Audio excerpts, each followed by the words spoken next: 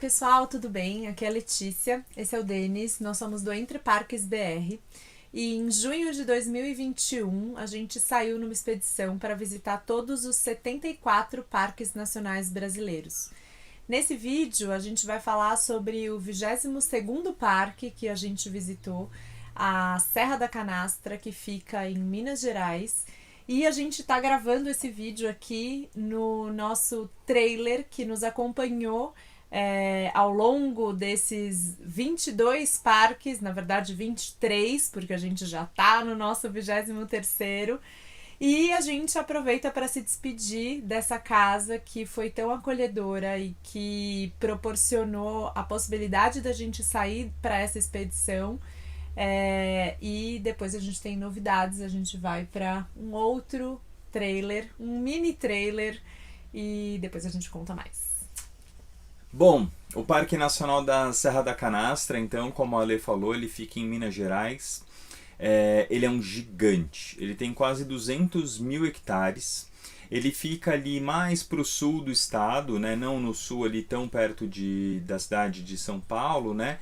Mais próximo da cidade de São Paulo e não tão longe de Belo Horizonte. Então é um parque que não tem uma distância tão grande, mas o acesso a ele não é tão bom. As estradas não são muito boas, né? Se alguém perguntar se eu tenho experiência em estradas ruins, eu vou mostrar esse vídeo. Né? Tanto para chegar nele quanto para rodar nele.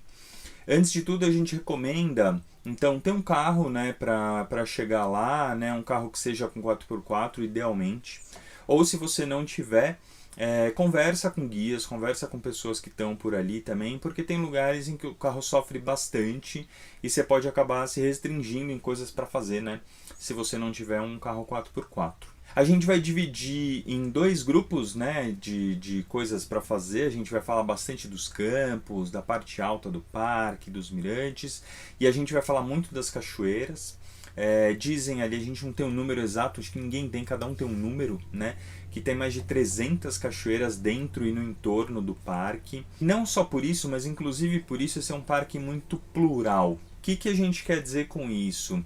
É um parque onde você tem pessoas com diferentes origens, com diferentes objetivos, com diferentes tipos de conhecimento, com diferentes usos do parque, com diferentes valores dentro do parque, vivendo, né, e convivendo de forma harmônica, às vezes de forma não tão harmônica em outras vezes, né? Mas então são muitos grupos. É um parque em que tem duas serras principais, né? Então, apesar de chamar Serra da Canastra, são duas cadeias, né? Ou duas serras ali.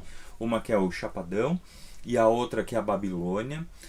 Ainda tem uma serra ali, né? Do Carvão, o Morro do Carvão no meio, que é o divisor de águas. A gente vai falar um pouco mais de tudo isso. Tem nascentes que correm tanto para o São Francisco e que vão lá para o Nordeste, quanto que vão para o Rio Grande, que vão terminar na Bacia do Prata, em Buenos Aires, por exemplo. Que mais? Que tem muita cachoeira, muito campo, muito animal, tem muita coisa, né? Um parque cujo nome é conhecido pelo queijo, o queijo da canastra, que realmente é demais, né? A gente, enfim, obviamente provou vários, né? A gente foi nas queijarias e mais bacana do que comer o queijo é ver a vaca que... O que elas querem? Estão fazendo propaganda do leite, do queijo delas. Né? E tá tomando aquela água que nasceu ali no parque, aquela água que também irrigou aqueles campos, que é onde a vaca tá se alimentando. Ouvir as histórias das pessoas, né, cujas famílias estão lá há muito tempo. Mais uma pluralidade, né? A nascente do Rio São Francisco está ali, mas tem duas nascentes, né? Uma nascente que é a histórica, outra nascente que é a geográfica, né? Então um pouco disso, né, que a gente tem nesse parque. É bem interessante. E antes de você falar. Esse parque tem aquela acolhida de Minas Gerais. Para quem não conhece Minas Gerais, enfim, é aquela coisa de você chegar e você já se sentir em casa, né? Qualquer pessoa que você encontra vai te perguntar como é que foi o caminho, vai te oferecer um cafezinho, vai falar do queijo e vai também começar a trocar ideia, né? Entender de você, criar uma relação muito bacana. Eu acho que esse parque tem essa ideia da pluralidade, não só pela questão geológica dele mesmo, né? Você chega e tem um grande maciço de pedra, né? Assim, o Chapadão, que é a parte que está inclusive regularizada fundiariamente lá desde 72, esse parque é de 72, ele vai completar 50 anos agora, em abril. Vai ter um grande evento, inclusive, com várias atrações. E é um parque que desde 72 tem uma parte dele regularizada, que é chamada o Chapadão, que fica ali por São Roque de Minas, a entrada, uma das entradas, uma das portarias. E ele tem essa grande formação rochosa que você vê de longe, que é muito monumental mesmo, né? Comum com outras chapadas, inclusive. E na parte alta é uma parte bem plana, onde vão ter os campos limpos, né? Que é uma fitofisionomia específica do bioma cerrado. Você vai ter também um pouco de campo sujo, mas enfim, predominantemente é o que chamam de campo limpo, que tem um capim flechinha, que é um capim super interessante. Na ponta tem, sei lá, pra mim foi uma espécie de parecia meio um bichinho alienígena, assim, vários. Lindo você vê eles se movimentando com o vento, e que essa parte de cima também abriga uma fauna importantíssima. É muito comum você avistar os veados campeiros ali, a gente avistou alguns. Eles vão principalmente na hora em que passou um fogo no cerrado, né? O cerrado é um bioma que coevoluiu com o fogo, então essa questão, apesar de extremamente complexa, ela acontece, né? Claro que não com a frequência das causas humanas, como a enorme maioria dos incêndios hoje ocorrem, mas o fogo faz parte. E quando você tem o fogo, o capim rebrota verdinho, e aí é muito fácil de você avistar a fauna, porque os bichos vão para lá para comer essa parte que acabou de nascer. E além dos veados, você tem também os tamanduás. A gente teve a grande sorte, era um grande desejo meu ver um tamanduá de perto, e a gente conseguiu. Você não pode estar tão perto, porque o tamanduá é um animal que se defende com garras. Ele tem umas garras enormes que ele usa para perfurar os cupinzeiros, ele se alimenta de insetos. E se você chegar muito perto, ele vai se defender com essas garras, e essas garras têm uma força enorme, são capazes de perfurar também nosso corpo e todos os predadores, né? Ele se defende até de onça pintada, para vocês terem ideia. Mas a gente conseguiu avistar com segurança um tamanduá, foi uma experiência incrível, muito, muito incrível. É um bicho lindo, diferente, imponente, tranquilo, é tudo ao mesmo tempo. E nessa parte do alto a gente viu as nascentes, né? Tem, como o Dê falou, a nascente do Rio São Francisco, né? Um rio importantíssimo para a história do nosso país, e foi muito emocionante também ver, né? Ir no lugar, um lugar lindo, onde você tinha ali uma vegetação, você vai escutando o barulhinho da água e entender que é dali que vem essa água que vai percorrer grande parte do país. 2.800 quilômetros. 2.800 quilômetros. Depois de muitos meses, a gente chegou de novo no Cerrado. Muita gente acredita, por algum motivo, que o Cerrado é seco, só que não é. A gente está aqui na parte alta da Cachoeira Cascadanta, no Parque Nacional da Serra da Canastra, que é o Parque Nacional de Cerrado mais próximo que a gente tem da cidade de São Paulo. Olha o volume de água. E essa água aqui, ela alimenta o Rio São Francisco. São mais de 2.800 quilômetros que cada gotinha de água aqui, daquela que não evaporar, né, ou que não for absorvida, bebida por alguém, absorvida pelas plantas, vai desembocar lá entre o Alagoas e o Sergipe. Então imagina a história, né, que essa água toda vai carregar aqui, passando por Minas, Bahia e depois fazendo a curva lá em cima. E, ao mesmo tempo, você percebe a mudança dessa vegetação. O ato de subir e de descer, que inclusive é o que vai gerar toda a parte das cachoeiras depois, né, esse relevo acentuado, é uma experiência interessante, porque você tem, voltando na ideia da pluralidade, parece que vários parques em um só, né? Porque você pode estar ali nos campos altos e o capim predominando, uma imensidão, né, de visão, os mirantes maravilhosos, você consegue ver uma serra de um lado e do outro com um vale no meio, enfim, vistas muito bonitas mesmo, né, que a visão vai longe.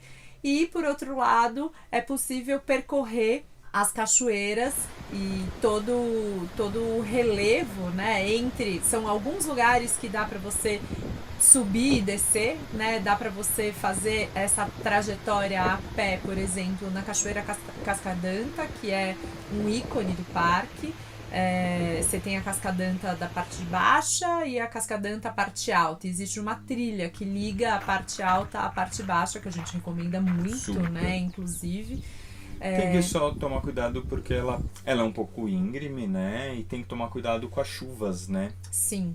Desculpa te interromper. E até uma das coisas muito bacanas desse parque é que nas portarias, né, na parte onde está regularizado fundiariamente, que significa onde já foi indenizado, né, não são propriedades particulares, onde está uma portaria mesmo do ICMBio, tem os vigias, né?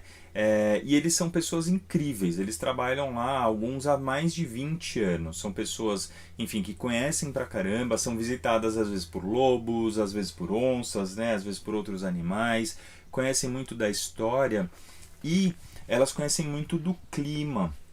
Então isso é uma coisa que chama atenção no parque, né?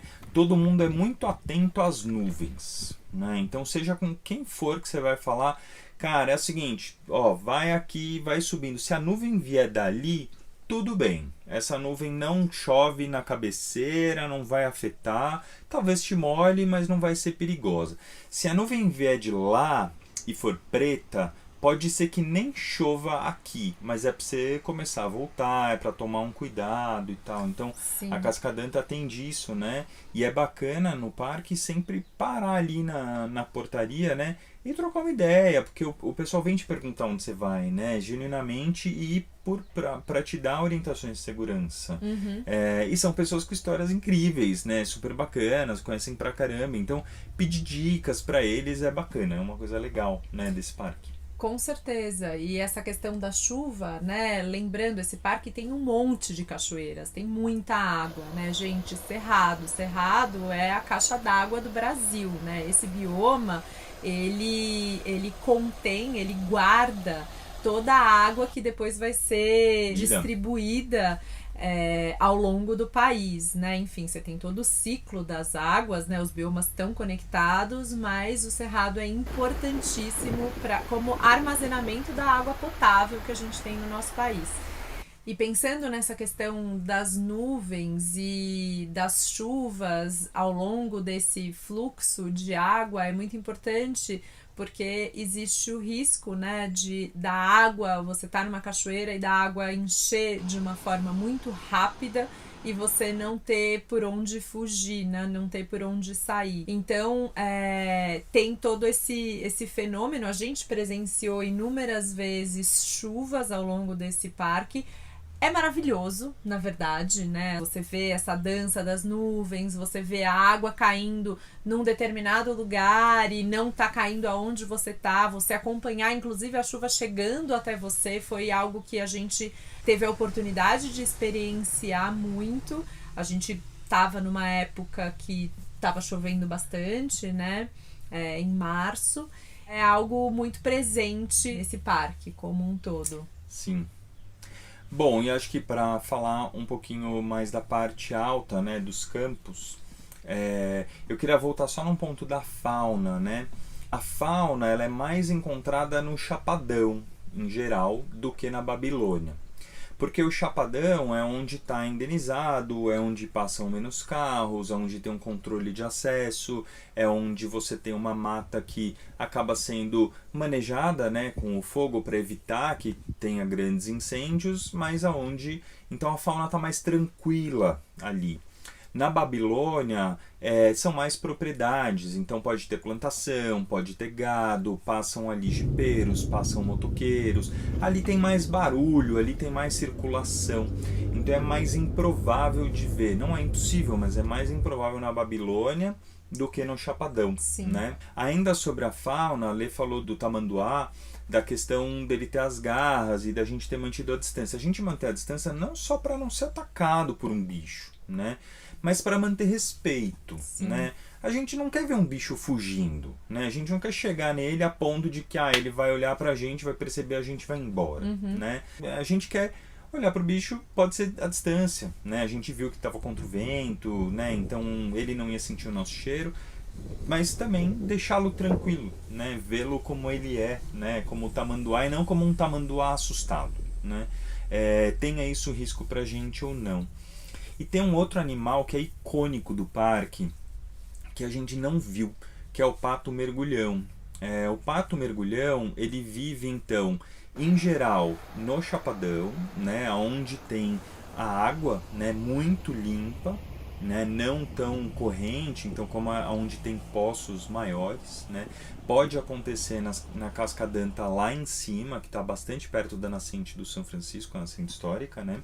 Eles não ficam o dia inteiro no mesmo lugar, né, então não é assim, ele estava aqui de manhã, vai estar aqui à tarde. Eles ficam se mexendo, é difícil de ver, não só por isso, mas porque tem pouquíssimos. Então, pelos números que a gente recebeu, são menos de 300 patos mergulhões que sobraram no Brasil. 300! Né? No Brasil inteiro. No Brasil inteiro. Dos quais uns 150 ou 160 estão lá no Parque Nacional da Serra da Canastra. Então, assim, proporcionalmente é muita coisa. É mais de 50% da população inteira. Mas em número é muito pouco.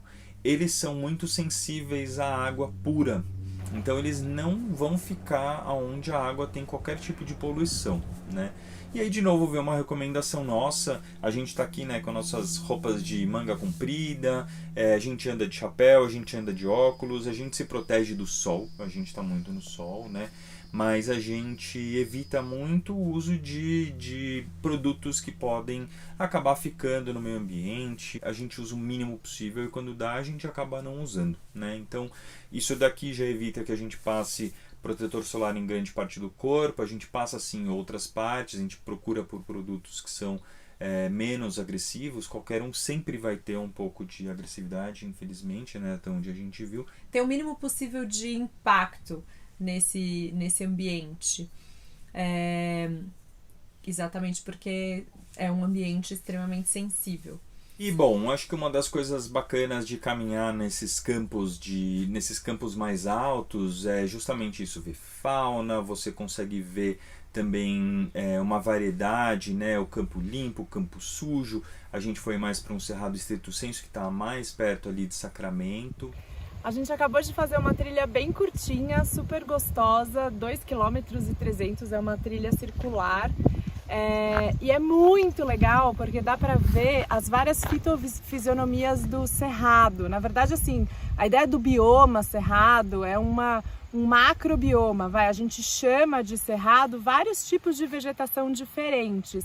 Então aqui nessa trilha a gente conseguiu passar por campo limpo, por campo rupestre, por mata ciliar e entender um pouco qual que é a diferença. E tem uma interpretação ambiental super interessante que tem as placas, uma graça no meio do caminho, que vão contando essa história e te convidando a efetivamente entender e sentir as diferenças entre essas fitofisionomias desse bioma que a gente estava com tantas saudades. Mas uma coisa muito bacana desses campos é você, e principalmente no Cerrado, é aproveitar a hora dourada do Cerrado, né? A hora dourada do Cerrado é um pouco antes do pôr do sol. É a hora que o sol tá num ângulo assim que, putz, só estando lá pra ver mesmo, né? Pra você ver aquele brilho, fica tudo dourado, fica tudo meio amarelo, meio laranja, né? Tudo meio que orna assim numa cor muito bonita, né? Os capins, né? Eles propiciam esse... Parece que brilha mais, né? Parece que é feito pra isso, né? É feito pra isso. Então, aproveitar esses campos para percorrer, claro, durante o dia é bacana, mas é um horário mais gostoso, né? E vai estar menos quente, e aí tem várias vistas ali, tem um pôr do sol lindo para avistar também a Cascadanta de longe, dá para ouvir o barulho dela, sei lá quantas dezenas de quilômetros, né, que a gente estava dela. É super bonita, ver esse espetáculo das nuvens, enfim.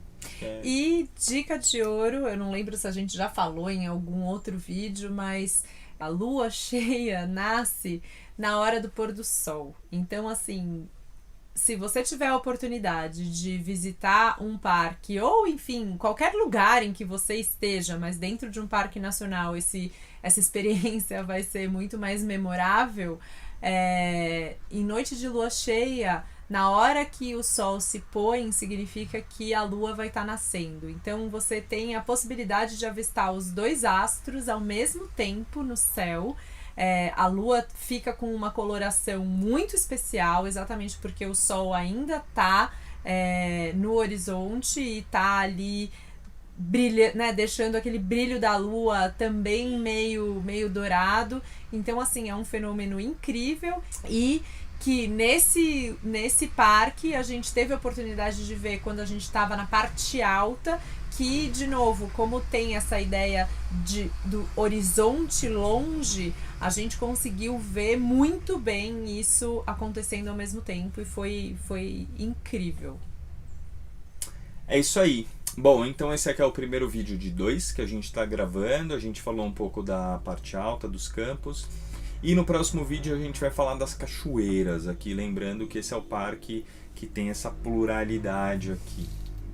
Falar de cachoeiras não significa falar de uma cachoeira. Você não consegue ir só em uma cachoeira. Tem sempre várias cachoeiras ao mesmo tempo. Então, obrigada por assistirem e até a próxima, né? Isso aí. De se entregar, viver.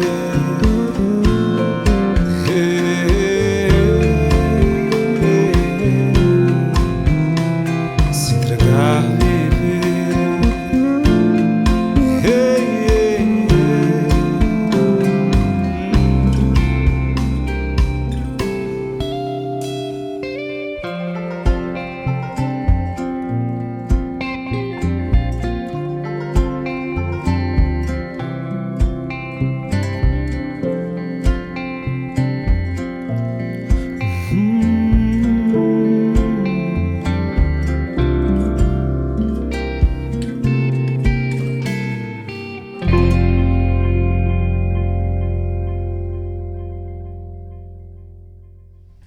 Olha, faltou dar 2 informações aqui que vão servir tanto para o primeiro quanto para o segundo vídeo que a gente fez aqui da canastra.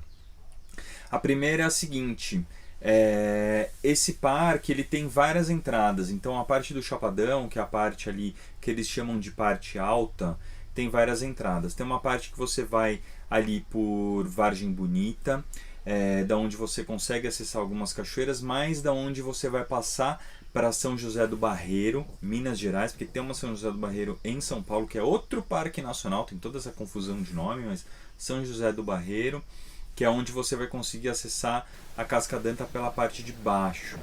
E tem a cidade de São Roque de Minas, que é onde você vai conseguir acessar a parte alta do parque e onde está mais perto da nascente histórica do São Francisco e da Cascadanta da parte alta. E aí tem uma outra portaria, que vai ser a portaria que tem lá em Sacramento. Então tem esses vários lugares, né, para acessar. Eu acho que é importante dizer que esse parque, ele, do mesmo jeito que ele é plural nas pessoas, nas cachoeiras, nos atrativos, ele é plural também nos municípios e nas portas de entrada para visitá-los. Então, assim, ele é muito grande, são 200 mil hectares no total e você pode escolher qual que vai ser o lado que você vai se basear para conhecer o entorno. E a outra coisa que a gente queria dizer é que a gente tem um site onde a gente explica com mais detalhes o que a gente conheceu, o que a gente viu, o que a gente achou desse parque, não só desse, como de todos os outros que a gente já visitou. O nome é o mesmo, entreparquesbr.com.br. Então, se você ficou com alguma dúvida ou quer se aprofundar um pouco mais em alguma das informações que a gente falou aqui nesse vídeo, acessa a página, que lá você vai encontrar muito mais informações. Mapa, né? Inclusive, de cada um desses lugares, onde que eles estão. Estão lá marcados no mapa. E se tiver alguma dúvida, pergunta pra gente. Se a gente souber, vai ser um prazer responder. Se a gente não souber, talvez a gente possa saber quem saiba. Exato. É isso, obrigada. Até.